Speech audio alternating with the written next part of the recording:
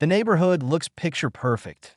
Rows of pristine houses, trimmed hedges, and driveways lined with matching mailboxes stretch endlessly under the soft glow of the streetlights. From the outside, it's the definition of upper-class suburbia: clean, quiet, and uniform. Too uniform that I never wanted to move here. But when the doctor said Elijah's lungs were too weak for city pollution, I packed up everything and found a cleanest, safest place for my son. A home with fresh air, good schools, and quiet nights. I thought I was giving him a better life. Instead, I walked straight into a trap.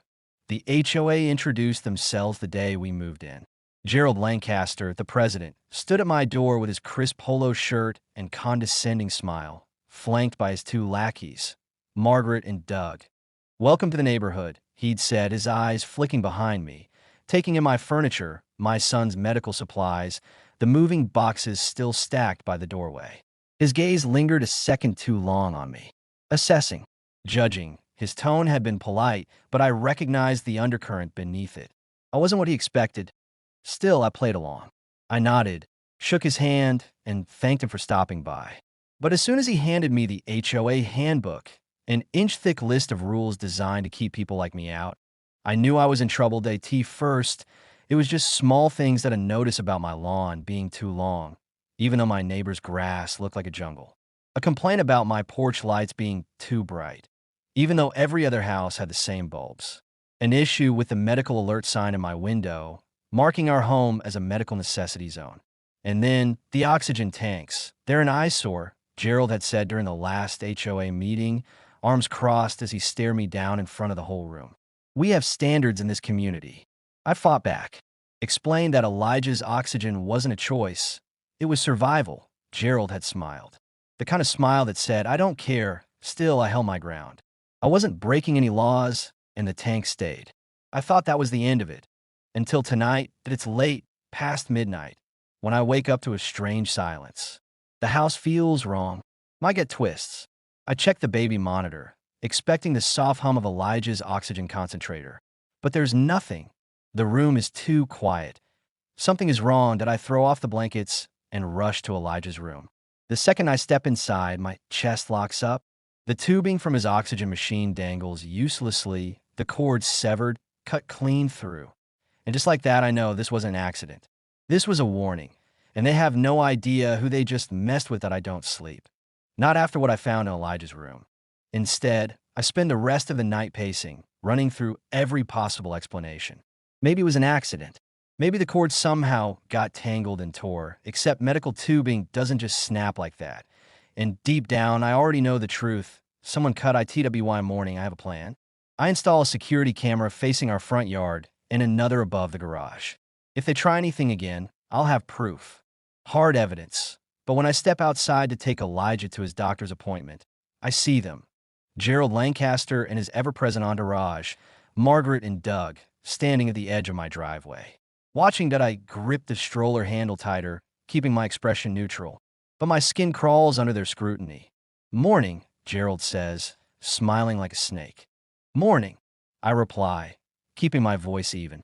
I don't stop walking. Margaret's lips curl in disapproval as she eyes the oxygen tubing snaking from Elijah's stroller. "Must be difficult having to rely on all that," she says, her tone dripping with fake sympathy. I stop. My fingers dig into the handle. There it is. The passive-aggressive jabs. The quiet reminders that they see my son's disability as an inconvenience. That they think we don't belong. That I turn to face them. Not as difficult as minding my own business. "You should try it sometime." Margaret's face flushes, but Gerald only chuckles. "We're just looking out for the neighborhood," he says smoothly. Making sure everything stays up to standard. I force a smile. "That's so. Of course." His eyes flick to the side of my house, where Elijah's backup oxygen tanks sit, neatly stored but still visible. "Speaking of standards, we did send you a notice about that clutter." Clutter. My jaw tightens. That I exhale slowly, forcing myself to stay calm. "They're medical equipment, protected by the Americans with Disabilities Act. You can't touch them." Gerald tilts his head, pretending to consider my words. Then he shrugs. "Rules are rules, and the HOA has the right to enforce them." Doug snickers under his breath, that I want to lash out. Call them out for the hypocrites they are. But I need proof. Instead, I smile. Then I guess I'll see you at the next HOA meeting. For a split second, something flickers in Gerald's expression. Annoyance. Like he didn't expect me to push back. Good, because I'm not just pushing back. I'm watching. And the next time they cross the line, I'll be ready. I buckle Elijah into the car. I glance back at my house. The cut oxygen tube. The smug smiles. The veiled threats. This isn't over. It's only just begun. I don't wait for them to strike again. I take the fight to them. The very next morning, I march straight to the HOA office, armed with printouts of the ADA guidelines and photos of Elijah's oxygen setup. The office is quiet, the scent of stale coffee clinging to the air. Gerald Lancaster sits behind the desk, his expression already smug, like he was expecting me that I slap the documents onto the desk. Cutting my son's oxygen supply was a crime. I say, my voice low but firm. And so is harassing a disabled child. Gerald doesn't even flinch. He leans back in his chair, lacing his fingers together. Now, let's not jump to conclusions. No one cut anything. He gestures vaguely. Maybe it was old tubing. Maybe it was an accident. I step forward, locking eyes with him.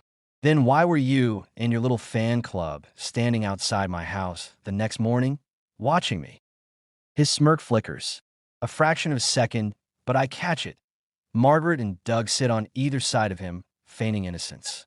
We simply do routine neighborhood checks, Margaret says, her voice syrupy sweet. It's part of our job to maintain the community's image. There is again. Image. That's what this is about. Not rules. Not safety. They just don't want us here. Gerald sighs dramatically and flips through some papers. Regardless, you're in violation of HOA regulations. Oxygen tanks on your lawn? Medical tubing visible from the street? That's illegal. I snap. I grab the ADA documents and shove them toward him. These override your HOA rules. You cannot force someone to remove necessary medical equipment. Gerald glances at the papers, then smirks. That's so? Well, then, maybe we need to review this with our legal team. In the meantime, you'll be receiving an official violation notice. If the clutter isn't removed within 48 hours, we'll start fining you. Fines that I grit my teeth. This isn't about regulations. They want to bleed me dried out. I tighten my grip on the documents. You're making a mistake, Gerald. He chuckles. We'll see about that. Pushing back, I leave the office boiling with rage. But anger won't win this fight. Evidence will die. I spend the next 2 days documenting everything. Security cameras are already in place, but I add another near Elijah's window. I talk to my neighbors, especially those who've had issues with the HOA before. A few are too afraid to get involved, but one, Mrs. Patel, pulls me aside. They fined me last year for parking in my own driveway, she whispers. But my neighbor, who's white, has done the same thing for years. Nobody las chance. I nod. Pattern of discrimination. That's what I need to prove. Then, the inevitable happens that I wake up to silence. A cold wave of terror crashes over me, that I rush into Elijah's room. His oxygen machine is off. The lights on the display dead. Panic floods my veins. I grab my backup tank, flip the valve, and wait for the soft hiss of air. Elijah stirs, his tiny hands twitching. I let out a shaky breath. They cut our power. The breaking point, I don't even check the breaker box. I already know. I grab my phone and scroll through the security footage. They're 2:14 a.m. A shadowy figure sneaks around the side of my house. A flashlight beam flickers. Then, the power box opens. The switch flips, and the figure, Doug. I stare at the screen, my pulse pounding. This isn't just HOA pettiness anymore. This is attempted murder. My hands shake, but not from fear. From fury. I forward the footage to my lawyer, to the police, and to every single news station in the city. Then I make another call. You still looking to sell those HOA properties? I ask the real estate agent I met last month. She hesitates. Yes. Why? I glance back at Elijah, his tiny chest rising and falling steadily. Because I'm buying, and when I'm done, Gerald and his little minions will have nowhere left to run. I don't waste time. By the next morning, I'm standing in front of the HOA office with my phone in hand. The security footage paused on the exact moment Doug cut the power. The footage has already been sent to the police, my lawyer, and every news outlet in the city. But now it's time for the real show. I push open the office door. The room falls silent. Gerald, Doug, and Margaret are gathered around the table, sipping their overpriced lattes like they don't have a care in the world. Gerald looks up, sees me, and smirks. Well, he drawls, leaning back in his chair. Back so soon. I set my phone on the table, hit play, and step back. The screen lights up with night vision footage. Doug creeping around my house, flashlight flickering, hand reaching for the breaker box. A clear, undeniable crime. Doug chokes on his coffee. Margaret turns pale. Gerald? Gerald laughs. A home security video? He shakes his head, a smug grin curling his lips. Do you really think a grainy clip of someone outside your house proves anything? Maybe your power just happened to go out. Maybe this was an unfortunate misunderstanding. I raise an eyebrow. A misunderstanding? Gerald nods, his confidence growing. Even if the police did take this seriously, we both know how these things go. The HOA is a respected institution. We have lawyers. You have a security camera and some complaints. He spreads his hands. It's really your word against ours. Doug coughs and sits up straighter, sensing an opening. Besides, he adds, aren't you the one who's been causing trouble? You're the one with all the violations. Unapproved medical equipment, property devaluation, complaints from neighbors. You mean your complaints? I interrupt. Doug shrugs. The HOA exists to maintain standards. Maybe this neighborhood just isn't the right fit for you. There it is, the unspoken truth. The part they'll never say outright, but have been screaming with their actions. We don't belong here. Gerald leans forward, smiling like he's already won. Now, if you're done wasting our time, you should be expecting an official notice soon. Given your recent conduct, the board has decided to move forward with legal action. He folds his hands. You'll need to vacate your home within 30 days. Margaret's lips curl into a satisfied smirk. Doug leans back, arms crossed. They think they've won. I exhale slowly, keeping my voice even. So you're evicting me? Gerald nods. Correct. For the good of the neighborhood, of course. I smile. Good, I say, pulling out a folder and sliding it across the table. Because you'll be needing new homes yourselves. Gerald frowns. What the hell is this? Property acquisition contracts. I tap the folder. As of this morning, I now own 51% of all available HOA properties, including yours. Silence. Margaret's mouth falls open. Doug's face drains of color. Gerald's smirk wavers. That's impossible. I pull out my phone and scroll to an email. Funny thing about struggling HOA boards. When their budgets fall apart, they start looking to sell. A few key properties here, a few defaulted lots there. I look up. Turns out, your house was one of them. Margaret snatches the contract, flipping through it with shaking hands. This isn't real. Oh, it's very real, I say. And since I now hold majority control over the HOA properties, that also means I pause, letting the tension build. Then I drop the hammer. I now control the HOA's budget. Gerald bolts upright. You can't. I can. I lean forward, lower my voice. In my first official act, I smile, dismantling this entire corrupt board. Doug makes a choking sound. Margaret's hands start trembling. And Gerald? He's gripping the table so hard his knuckles turn white. You think you can just destroy everything we built? He hisses that I stand. No, you did that when you tried to kill my son. I pick up my phone and hold up another screen. An incoming call from a local news station. And now, the whole world is about to find out. The walls are crumbling, and they know it. The silence stretches, thick and suffocating. Gerald's hands clench in a fist on the table, his carefully maintained mask of control cracking right in front of me. Margaret's face is drained of all color, her mouth opening and closing like a fish gasping for air. Doug stares at the contract, eyes darting between the pages as if he can will the words to change. They thought they had power. They thought they were untouchable. But now, they're scrambling. You're bluffing, Gerald finally spits out. His voice lacks the smug arrogance from before. It's thin now, strained that I tap my phone screen again and flip it toward him. No bluff. A real estate transaction list fills the screen, official and legally binding. I scroll down, highlighting one name in particular. See? Your mortgage company was more than happy to offload your house when I made the right offer. Gerald yanks his own phone out, fumbling to make a call. This is ridiculous, he mutters under his breath.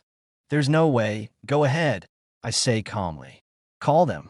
Doug and Margaret both lunge for their phones, panic rising in the air like smoke from a fire they can't put out. Gerald presses his phone to his EAR.IT rings. Once, twice. Come on, pick up, he hisses at a click.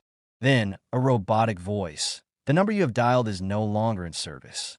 Margaret lets out a strangled gasp. Doug slams his phone down, his hands shaking. They're trapped. You son of a... Gerald's face is a deep shade of red now, veins bulging at his temple. You don't have the authority to do this. I tilt my head. You sure about that?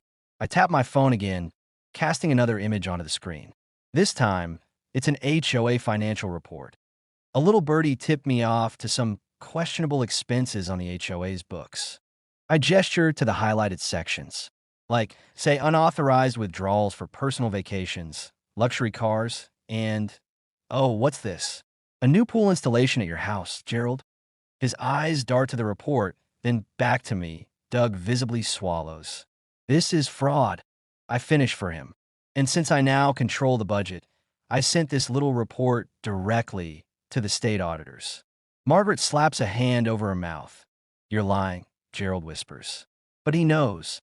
He knows I'm not. Oh, and one more thing, I say, clicking the last video file. The footage changes. This time it's Doug at the breaker box. But the camera catches more than just his crime. It captures Margaret in the background. Watching him do it, there's audio too. Make sure you cut all the power this time. Margaret's voice. What about the oxygen thing? Doug, that's their problem. Maybe if they don't like it, they should move. The clip ends. Margaret lets out a sharp, wheezing breath. I didn't know, but you did. I lean back. And this footage? It's already with the police. Doug slams his hands on the table. You bastard. You don't know who you're messing with. I think I do. I reply smoothly. You're a bunch of corrupt, racist cowards who thought they could push me out of my home. But now, you're the ones getting evicted. Gerald jerks to his feet, chair scraping loudly against the floor. He's breathing hard, fists shaking. You think this is over? His voice is pure venom. I smile. Oh, it's just getting started. As if on cue, the sound of police sirens cuts through the air. Margaret screams. Doug stumbles back, his face contorted in horror. Gerald bolts toward the door. Right as two uniformed officers step inside. Gerald Wallace? One officer calls out. Gerald stops dead in his tracks. You and your associates are under investigation for multiple counts of fraud, criminal negligence, and endangerment. The officer continues, pulling out a pair of handcuffs. You're coming with us.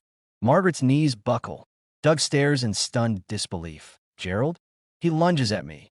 You ruined my life, he roars, but the officers grab him before he can reach me. I step forward, looking him dead in the eye. No, Gerald. You ruined yours. The officers haul him away.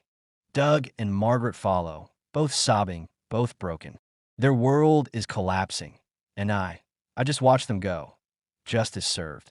The neighborhood is eerily quiet the next morning, and smug laughter from Gerald, and passive-aggressive comments from Margaret, and HOA threats disguised as polite notices.